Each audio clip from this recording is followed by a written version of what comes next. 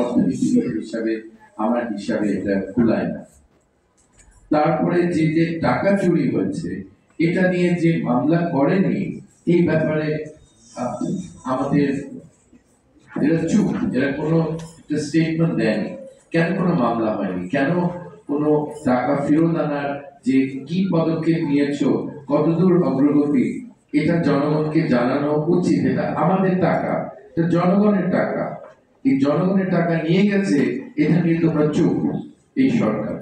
আর তৃতীয় হলো সরকার একটা একটা টাইম নির্ধারণ করা দরকার যে এই টাইমের মধ্যে একটা সুষ্ঠু নির্বাচন করা সম্ভব।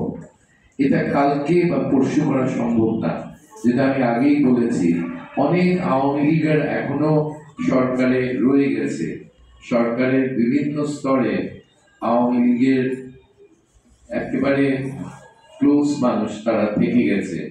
তারা প্রশাসনে আছে, তারা পুলিশে আছে, তারা বিভিন্ন সংস্থায় আছে, বিশ্ববিদ্যালয়তে পড়া, স্কুলে কলেজে তাদের টিচারদের মধ্যেও আওয়ামী লীগের আছে প্রচুর।